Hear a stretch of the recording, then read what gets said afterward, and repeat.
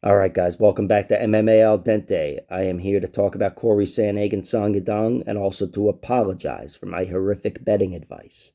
I really hope you didn't do that parlay I suggested with Tanner Boser, Chidi Njokuani, and Yadong. But if you did, sorry. Anyway, all three guys were in competitive fights, so they, all clearly had a shot of winning, but just got them wrong, I think, among many other things in this card. But let's start at the top. Corey Sandhagen versus Song Yadong. It was, much to my surprise, an even fight going into the fifth round on two judges' scorecards, which is really all that matters. I don't even know what the other judge had it. He could have had it 4-0 Sandhagen to 3-1. That was an even fight going into round five, and whoever wins round five takes it. That was, again, a surprise to me. Not, I knew Song Yadong was in the realm of winning two rounds. I that's what I thought and I was hoping for because I bet on him. So I was trying to imagine best case scenario, of course. But in general, I saw what you guys saw, which was Corey Sandhagen really starting to take over. I also, I'm not somebody who just can't see past the cut, which is something I worry about sometimes with judges, where they just see the blood and whatever. But blood aside, I did think things were trending Corey's way. He was not compromised to the point where he couldn't stop moving well. He was moving incredibly well, and he was very accurate along the way, which is a problem for the cut to begin with. I mean, if you have a cut, you'd rather be facing a power striker like Song Yadong than a volume striker like Corey Sandhagen, because he's just going to touch that cut more and more. And that's what he did every round. He opened it up. He was warned a few times about not digging his thumb in there on the ground. But whatever, just a grueling fight, and Corey was putting up better numbers, I thought. Song Yadong did make his power striking work for him, but the gap was starting to widen towards the end of the fight. Not that it was a lock by any means, because going into the fifth round, I didn't think either guy was going to be finished, aside from the cut, of course. I didn't think there was going to be a knockout, and I didn't think there'd be a submission. So Song Yadong was very much in the realm of winning that fight. If it was an even fight on two judges' scorecards, he needs one lucky punch to steal the round, or just effective counter punching, and he was still throwing. So, on paper it's a disappointment, but from what I saw, I did think the guy that the right guy won, so to speak. But anyway, Corey Sandhagen, he did what he had to do. He won a 5-round main event. I thought, again, he started to look good in what would have been the fourth and fifth rounds, and I thought he was moving very well, despite being in what was a grueling fight. He was tagged a good amount of times, and he was, being wrestled. I don't want to say out wrestled, but a lot of that neutralization like TJ Dillashaw did against him. That was the first round. Some of the success that Song Yadong found in the first round, just tying him up and neutralizing him, holding him from behind. And then, of course, throwing some powerful punches. That's really what got Song in the realm of winning. But the wrestling helped. Still, the majority of the wrestling was initiated by Corey Sandhagen, which I expected. I just, I thought it would be like more in a pinch, but he was doing that fresh, just to compromise Song Yadong and, get him thinking about the wrestling. And I think that did work for him, as DC was pointing out. It is sometimes you watch a fight, or I watch a fight, and, you can watch a takedown attempt and it's stuffed, and the other fighter continues fighting. They're fighting on the feet, and you're wondering why, throw more, whatever, go back to the high kick or whatever, and he's not doing what you want him to be doing. It's because you have to feel on his behalf, somebody actually shooting in on you, and you stuff the takedown, and now they're back standing. And even if the viewer just dismisses that, the fighter still very much feels that. And it's part of his reality now, defending the takedown. And it's going to make him second guess every strike he throws and step he takes. So, even if you see takedown takedown attempts, I should say, to no effect, there's an effect. They may not score points, but there's an effect. Anyway, Corey Sandhagen got a big 5-round main event victory. I thought Again, he looked good. He never really looked like he was in danger of killing Song Yadong there, finishing the fight, aside from with the elbows, of course. But that's only a testament to him as a fighter. He said in the pre-fight, and I'm sure he said it plenty of other times, he's not a knockout artist. He has to create, you know, diverse striking attacks to confuse his opponent. And he has to use his range and his speed, stuff that he's only got because he's not so powerful, to his advantage. And Corey Sandhagen knows his strengths and fights to them. And that was another great victory of his. And Song Yadong, he's 24. He's been defeated plenty of times, but I think he's very much a legitimate contender at the bantamweight. And, this wasn't the best result for his first 5-round fight in the UFC, but I did think he came away from it without his stock dropping too much at all, really. It was stopped due to a cut, so there's a little forgiveness there. And I thought it was a deceptively close fight, or maybe it was a close fight on paper. Like I said, the two judges had it dead even, but maybe it was deceptively not so close, because I did think Corey Sandhagen was winning. But either way, Song Yadong was absolutely competitive, and from here, I don't know if maybe he's good enough to get another main event of a fight night event. I don't know, but even if he takes a step downward, it's not going to be too far down the rankings numbers wise, and I think he's going to be back in the contender picture very soon, because that guy's proven to be a good fighter who can fight long fights. He's got good cardio, again, which is something I was concerned about a little earlier on in his career, but I'm not anymore. And he's one of the most powerful strikers in the division. Maybe punch for punch, he's the most powerful. What do I know? But anyway, both guys perform well in a main event, and that's all you got to ask for. Aside from, your bets hitting and a clean finish and a blowjob and whatever else. All right. Chidi Njokuani versus Gregory Rodriguez, co-main event. This one, again, I got wrong. I thought Chidi would win, and he looked really good in the beginning. I bet on him winning first round knockout and the money line. And Gregory Rodriguez, the story of the fight is that guy's tough as all fuck, and he's got heart for days, and he doesn't stop. That was a case of him just being there in the middle of a grueling war. And Chidi Njokuani, I thought, kind of folded. He wasn't knocked dead in this one. He just kind of folded, and I'd hate to say it, but I did say it in the pre-fight interview, so I guess whatever. I may as well commit to it. I do think he kind of folds on the ground a little bit. And he's a guy, I was listening to interviews with him during the week, talking about his jiu-jitsu black belt and how he sharpened up his jiu-jitsu the past few years and whatever. And, but he still says he doesn't love it. He doesn't love jiu-jitsu. And I think that's clear. Not that was really a jiu-jitsu match at the end there, but he absolutely doesn't like being on his back, and he doesn't love grappling. And in the middle of a grueling fight, when he was put there, I thought he kind of just shelled up and took the loss. And Gregory Rodriguez, that's not to, diminish his victory, because it was the greatest victory of the card, really. It was the fight of the night, and that guy, man, he took an ass kicking. His head was split wide open. You saw it. And that guy just didn't stop. I was worried about his chin failing, but that's it. I wasn't worried about him folding. It's just, still, for him to get himself back into that fight took a lot, because he kept on getting outstruck.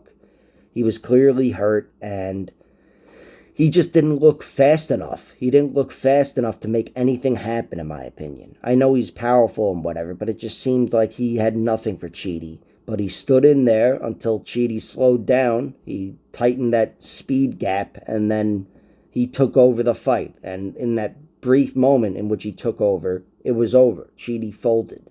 So that was an awesome victory for Gregory Rodriguez. I love a great comeback, especially from a guy who is one of those kill or be killed type of fighters, which he is. And Chidi Njokuani, his co-main event, coming off 2 big wins. He's, trying to turn into a star, but he took a big loss tonight. Oh, last night, big loss. His stock goes down. I don't think it was the best way to lose. Again, not to be too critical, but he's got to tighten some things up. He's still, I think he's 33 or whatever. I don't want to say he's young, certainly not for a fighter, but he's got a career ahead of him. His UFC career is ahead of him. And I would love to see him be more comfortable and more in shape on the ground. And I don't know. He's just a guy where I say for a bunch of different fighters, like Cameron Van Camp and Nicholas Mota, where their next few losses will be via knockout, which Cameron Van Camp's last loss was via knockout, or his next loss, I should say. From the time I said that initially, a few days ago. Anyway, Chidi Njokuani, his next few losses, the next few times he's finished, are going to be on the ground. That's just my prediction with the guy. Some guys you see, they get too uncomfortable, and they're too weak cardio-wise, and deep into the middle of a grueling fight, and they just can't take it. I think he could have been beaten up on the feet at that point in the fight, and he could have taken it. He would have been more comfortable, even wobbled, circling out and getting back into his rhythm. But on the ground, it's not his realm, and it is Gregory Rodriguez's realm. Gregory Rodriguez did try a takedown early, but I think it was reactive after he got his face smashed. It might have been right after he got his face smashed. But otherwise, that guy, he's not Mr. Wrestler. So I think he needs to tighten up his wrestling, because that's a big strength he has over a lot of guys, is offensive grappling, and he rarely puts it to use. So anyway, great fight, co-main event, fight of the night. And Gregory Rodriguez, not only did he level up here, but he probably leveled up significantly with fans in popularity, because nobody likes seeing anything more than that. I think any fan probably likes the comeback upset, which, not that it was a big upset. He was, even money underdog, slight upset. But by the time he got the finish, he was a gigantic upset with the live odds. That's the nature of every comeback. So, awesome win, and good co-main event. Andre Fili takes out Bill Algeo. Split decision. Bill Algeo was throwing those punches when Fili was riding him at the end there, and it just occurred to me in the middle of the round, there's a chance he wins this round. I don't think he wins. Of course, I bet on him, so I'm trying to convince myself he won. And by the way, I thought Fili won the fight 29-28, but Bill Algeo didn't stop trying. He gave up his back early in that round, it seemed like, or whatever, 2 minutes into the round. And that wasn't a great decision. But then once he defended those rear naked chokes, it was a stalemate, and he was the one who made that stalemate work for him. And I thought it was really good optically to see him trying that hard from that position, the most disadvantageous position in MMA, aside from actually being flattened out, of course. And he stole around on one judge's card. One of the judges gave him round 3, which is just amazing to me. And a lot of that, all of that, is due to Bill Algeo's effort. Again, he lost the fight. I probably should have led with Fili, but Bill Algeo always impresses me. Andre Fili did what he needed to do here. He won the fight largely with his wrestling. His striking was looking great, especially early on. He was the sharper striker when they were both fresh, I thought. But then, Bill Algeo is just that slow and steady type of guy. And he started striking better a little later, I thought. In round 2, he had a better round. Bill Algeo is one of those guys who throws, he's slow and unathletic, but he has great timing with, spinning kicks and shit. He'll do, capoeira shit that'll land on the chin, but then his punches will miss by a mile, But anyway, Andre Fili, his kicks were really effective, I thought. That was the story of the first round, at least for me. And his movement, of course, led to better boxing, better hands than Bill Algeo. I thought Fili was winning the majority of the exchanges, and it was clear to me watching them move around each other that he was the better athlete. But Bill Algeo's tough as a catcher's mitt, so he stood in the fight. And then overall, what got Fili the victory, the little moments, was the wrestling. He was stronger than Bill Algeo, and he was able to dominate him positionally. And that's what got him the victory overall in a very close fight. But Bill Algeo, again, had that redemptive third round performance where he gave up his back and then somehow stole the round on one of the judges' scorecards, which, again, that's very impressive to me. So, close fight, good third fight from the top, and a great win for Andre Fili. He's a guy who needed that. Not that he was in danger of being cut, but, and his record might even be 50-50 in the UFC or something, but he's still got title aspirations, and his chin's only failed him a few times. I think, maybe I underestimated his chin, but if his chin is there moving forward, then he's still got some climbing to do. So this is the type of win you need to sustain that UFC career, and he's still a young guy, relatively. Been in the UFC for like 10 years or whatever, close to it. And you need to beat people like Bill Algeo. And they're going to be tough fights that nobody remembers years from now, but one day removed, appreciative of the effort from Andre Fili. So, good win. Alan Amatovski, Joseph Pifer, went about how we thought it would go. Alan Amatovski just, he's too compromised. He comes out with the locust, fights like every 7 years, gets knocked out, and whatever. This is the end of the line for him, I think. Maybe they'll bring him back, have him fight another star they're trying to build. I don't know. But, coming into a UFC fight, fighting a UFC debutante, to use that fucking word, and being a plus 350 underdog, it's just, on that alone, you don't belong in the UFC, and this was it for him. Joseph Pifer is a big, strong guy, and he's got good wrestling and good striking, and we'll see what happens when he fights someone who is a bona fide UFC fighter. But Amatovski, look, he came and went. Nobody will remember him probably years from now. Not to start shitting on him. Nobody will remember me years from now. Nobody knows me now. Even I don't give a fuck who I am. But Amatovski is, he'll be known for hanging with Krzysztof Jotko, who still on paper is the best fighter he fought, and he went the distance with him. So he can hold a feather in his cap. That's something not a lot of guys can do.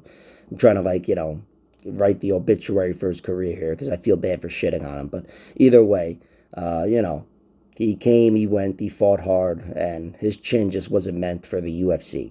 So, Joseph Pifer, hopefully he fights again soon. I don't know what he's got going on physically or whatever, but he didn't look like he took anything in that fight, and got another pretty victory. So, hopefully we see him soon.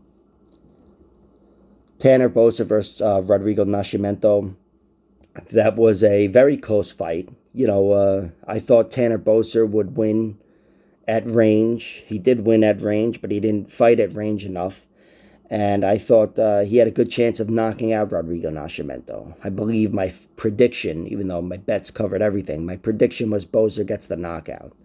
And he had Nascimento hurt in round 2 pretty badly, but Nascimento really impressed me. That guy is a big heavyweight, and he's able to fight with good cardio and fight everywhere. He can fight well on his feet, pretty well, and on the ground he can fight better than most.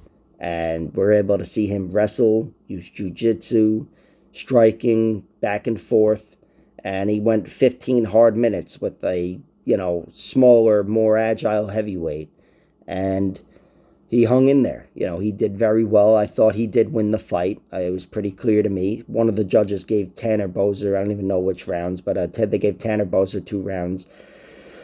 I didn't see that despite betting on him, but regardless, Tanner Boser, he's really tough to put away. Really tough to put away. You can see he's a survivor everywhere.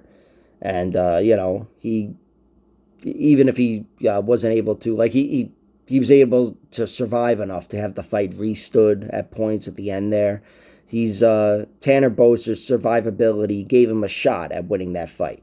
He worked to earn a lot of those shots, getting up back to his feet and scrambling and whatever. But just defensively, his jiu-jitsu, it's always going to be there for him, even though he's not a jiu-jitsu artist, really. I don't even know what his belt is or whatever, but he doesn't look like the best jiu-jitsu guy out there. But I'm always impressed with guys that are able to survive and take it. And he's got plenty of losses inside the UFC against great fighters, like Cyril Gane and, Arlovsky, even Carlos Felipe, and now Rodrigo Nascimento. Not that these are the best guys, and I know Arlovsky is Arlovsky now, but Tanner Boser, he's tough as all fuck, and he will have an agility, athleticism, speed advantage over most heavyweights. Maybe not athleticism, but speed. And Nascimento, look, he's a guy coming into this week. I said I really liked him, and I wanted to see him do well. And he got a victory, which was a pleasant surprise for me, despite the bets, because I do like him as a fighter. And this fight gave me more confidence in his chin. And, well, his chin and his recoverability overall. And I want to see where he goes from here. A win over Tanner Boser. It's not going to get you a title shot or anything, but it's something. So, good win for Nascimento.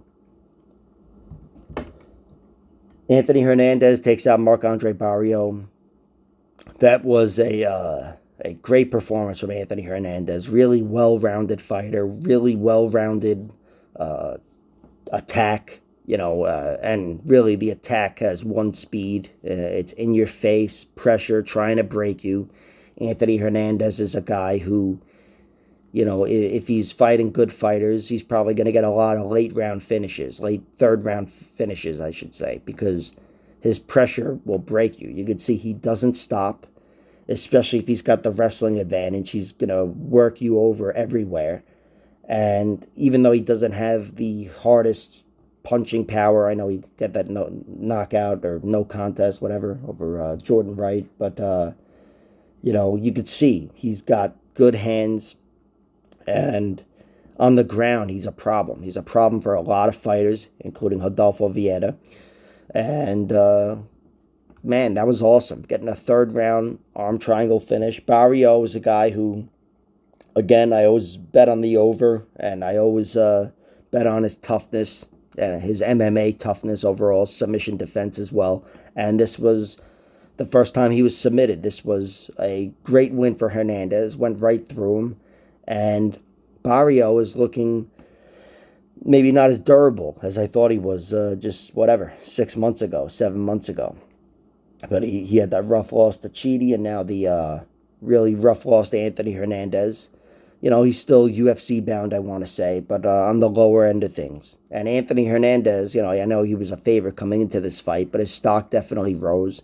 That's a guy who, he's one of my favorite fighters to watch, even if he's not some, kill or be killed round one fighter. He's very exciting. He's a guy who I don't think he's going to have a boring fight, winning or losing. And from here, I don't know where he goes, but he's going to be fighting ranked fighters very soon. So, good win for Anthony Hernandez. Damon Jackson takes out Patsabatini. That was a pleasant surprise. Again, I picked Sabatini to win, but I'll always root for Damon Jackson over most fighters, just about every fighter. Not all of them, but just about everyone, because he's kill or be killed. He's an awesome fighter, always brings the action. I don't trust his chin still, but I kind of had doubts about Pat Sabatini's chin to a lesser extent, as I said in the pre-fight interview, but man, I don't really trust his chin now either, his overall ability to survive when he's under attack there from strikes. And Damon Jackson, look, it wasn't just strikes. He hit him with one beautiful strike, a front kick.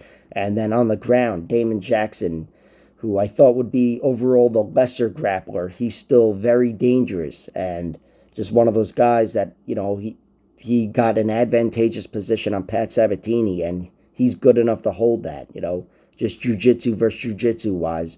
If he finds himself in that position, he's probably going to finish a lot of fighters. And Patsabatini, this was a really rough loss for him. He was rocked by Jamal Emmers, came back and got the heel hook there, but this is a guy he was supposed to beat clearly. Patsabatini was whatever, a 5-2 under favorite or whatever, and largely everybody expected a grappling match, but every fight starts on the feet. He's fighting a bigger, longer fighter, and one beautiful strike, albeit a front kick, which is the toughest strike to take, or certainly one of them. And Patsabatini was out of the fight there. It was going to take a lot of luck even for him to fight his back into the fight. But instead, it was Damon Jackson. Damon Jackson sat on him, past his guard, past his legs, sat on him from the back and pounded him out. And big win for Damon Jackson, especially because he lost his brother earlier in the week, as you saw if you saw the fights. He was emotional afterwards. And his family there crying. I think it was his family crying in the crowd. It was a cool moment. Great television. And not only that, but a big, big win for Damon Jackson. Patsabatini's a guy who's already looked great in the UFC, beaten some really good fighters, and he's only going to beat more. Again, I'm worried about his chin moving forward, but I was worried about Damon Jackson's chin already coming into this fight. And look what he did. So that was cool. A pleasant surprise that fight went, a minute. I thought it would have been a little longer, but really cool victory for Damon Jackson. Trevin Giles took out Louis Cochet in what was fight of the year. Like, the greatest fucking fight of all time. All time. If you haven't seen it, you got to go back and rewatch this one. I mean, it was back and forth, and action and excitement. And cut both of them, because they fucking ruined my night. Can't really blame Trevin Giles, when you see a fight like that, especially with Cochet having success in round 3, the wrestling and whatever, you have to blame Cochet. You have to blame the losing fighter, because the guy who's winning doesn't have to do a fucking thing. If you can win a fight with a jab, then win the fight with the jab. But neither one of these guys really, I felt like, deserved to win, to use that term. They didn't really fight for the victory, but it was just a case of too little too late by the time Cochet was making that round 3 effort, and I don't know, whatever. This fight came and went. There was a lot of different wrinkles. Giles coming down in weight, having a 25-inch height advantage and whatever, and just whatever. Fucking fight sucked. All right.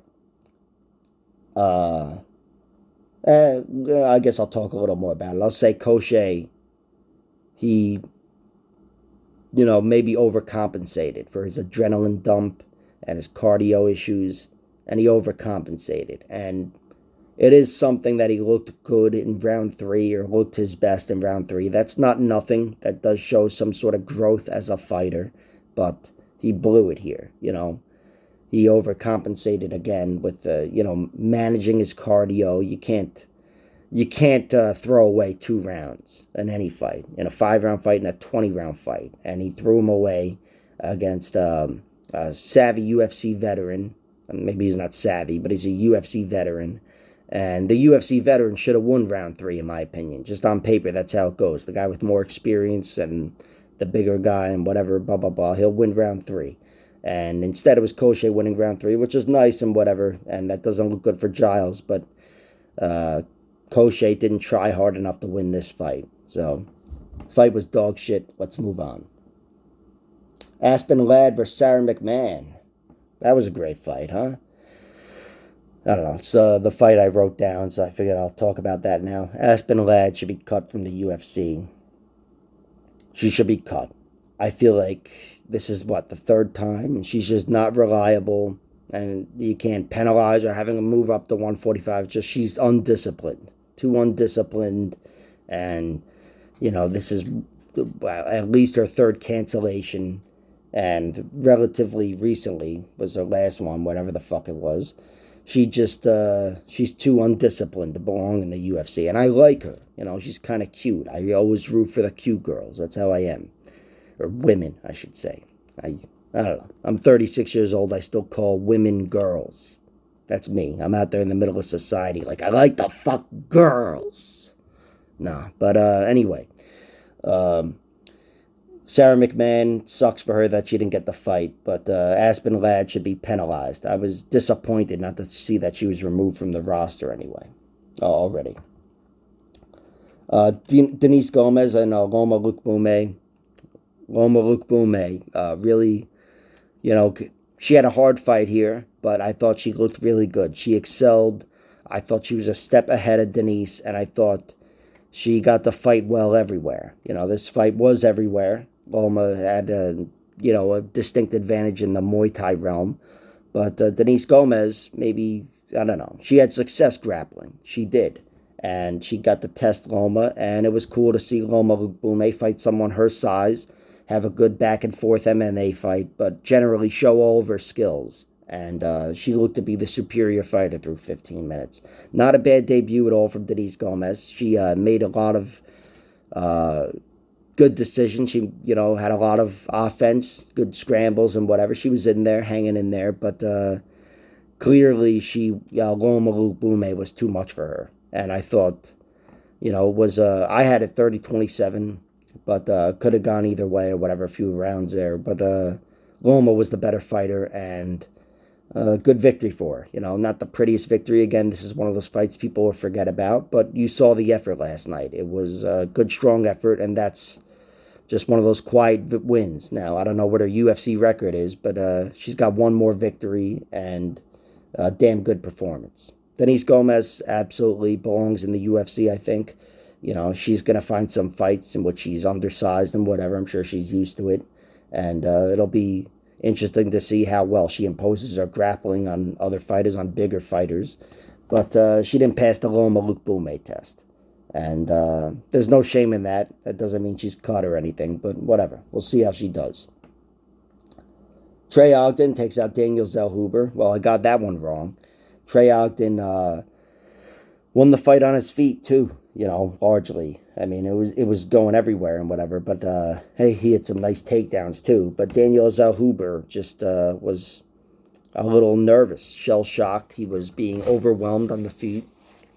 I thought jabs and low kicks were enough to stifle him, and that really surprised me. And there was, I'm sure the counter hooks really shocked him more so, but still, he was a guy that was neutralized on the feet, and he had a gigantic reach advantage and height advantage. The guy's a big guy, and he's got some big victories, but Trey Ogden's one of those guys who is a very tough fighter. I think, he's been submitted, like I said, 5 times or whatever. Never been knocked out, though. I was picking against his chin here. I thought he would get knocked out because I never really loved what I've seen from him on the feet. Again, he let Jordan Wright oblique kick him like 20 times in a round and didn't land one strike. But still, Trey Ogden had a great performance here. Got a huge victory as an underdog. And, he looked really good here. Not that it was the best fight ever. It really wasn't a great fight. But for an underdog like that, plus 250 coming into the fight, to get a victory over the, hot, fucking red-hot UFC newcomer. I don't think he's hot, but red-hot, I'd say, would describe him as a prospect. But he tamed the 23-year-old. He tamed the 23-year-old, gave him that first loss and lesson, and awesome victory. Really awesome victory for Trey Ogden. Makes his loss to Jordan Levitt look better, who lost to Paddy Pimblett, and on it goes and whatever. But cool victory for Trey Ogden, who is now UFC bound. I don't know if he was fighting for his contract there or whatever, but if he was, he just earned it. So, awesome victory. And Maria Gapova versus Jillian Robertson. This was similar to the fight I expected. I did think, Gapova really, I thought she had a chance to get in the first round knockout, which I sprinkled some bets on. And she almost got there, I think, with those Travis Brown elbows. But Jillian Robertson's tough. She is relentless. And if she's able to take you down, she's probably going to win the fight. And if not by submission, then by decision. But she got it done with a round 2 submission. She looked really good there. Relentless. Jillian Robertson, she's got that incredible top control, which Agapova getting out from underneath her did impress me. I know she was fresher in round one and whatever, and she's a good athlete there. But Jillian Robertson, she's got that Jeremy Horn type of mount, like I talked about coming into the fight, and she, Agapova did well defending, but not for long. Jillian Robertson kept getting her down and just sucked the life out of her, and she hit that rear naked choke. It was awesome the way she did it. She just snaked that arm through. I don't think it was underneath the chin at first, but it was so tight. Agapova was caught biting her tongue, and that was a sight and a half. She went out, and she was biting her tongue. So there was no tap, I believe, and by the time Jillian Robertson got off of her, Agapova was sitting there like this. And it was fucking insane. That was probably scared away some MMA fans, just like my fucking face there probably scared away some subscribers. Oh yeah, be sure to like, share, subscribe, all that horseshit.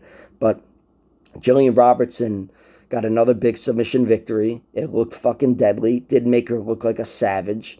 And I think she did it early in round 2 as well. So great win for Jillian Robertson. She did what she should have done.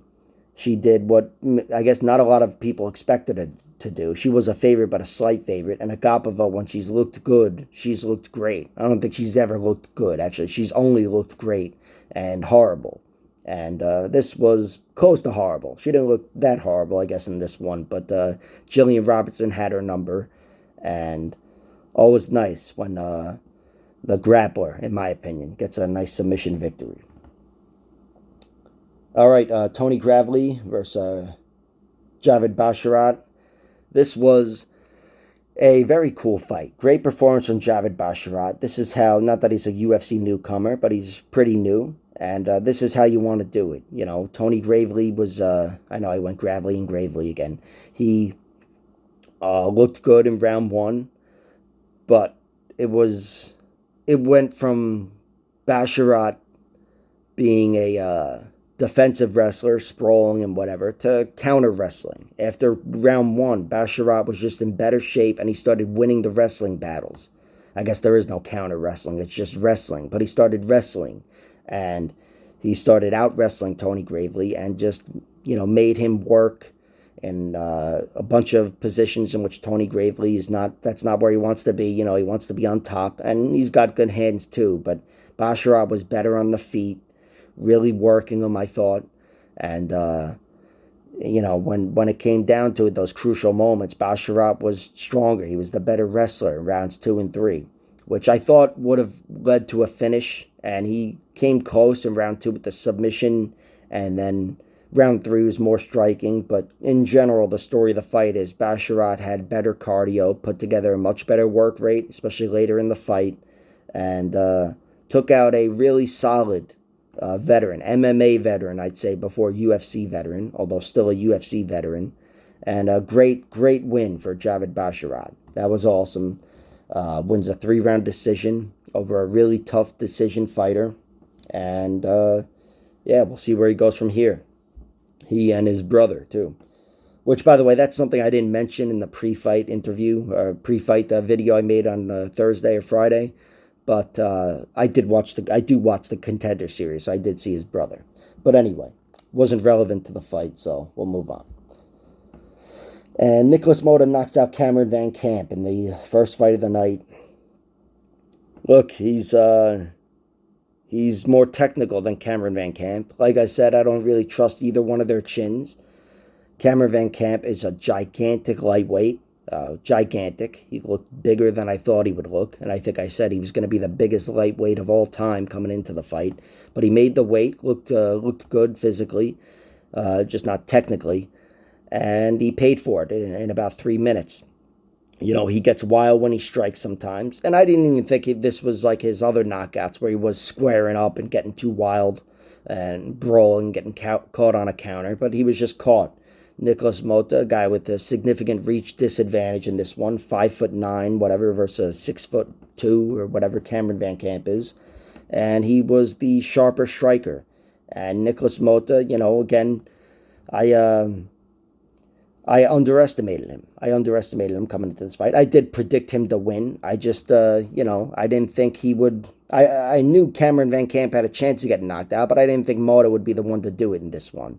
I thought there was a chance that Cameron Van Camp got the knockout with his physicality, but other than that, it was Nicholas Mota being the more technical fighter, and I thought Cameron Van Camp would settle into losing a decision. Instead, it took a few minutes, and boom, down he went. So, tough loss for Cameron Van Camp. I don't know what that means for his UFC career. He's got knockout laws at welterweight and lightweight. But for Nicholas Mota, he got a first-round knockout, and that's all you need to do. Even if Cameron Van Camp disappears and people forget about him, it's a first-round victory in the UFC for Nicholas Mota. And I love that because it makes Jim Miller look all the much better. All the more better, I think. I don't know. Anyway, that's about it for me, guys. I hope you guys enjoyed the Fight Night event. This was not the best event altogether, but a pretty damn good card that delivered, Always disappointing when the main event ends in a cut under any circumstances, but we still got a good fight out of it. 20 minutes of two of the top bantamweights going at it. And we got to see Gregory Rodriguez in a war. All right, guys. Thank you for tuning in. Please be sure to like, share, subscribe, all that wonderful horse shit. And I will be back to you to talk soon about, there's going to be an off week here, 2 weeks till the next event. So I'm going to make some videos talking about different things. All right. See you soon.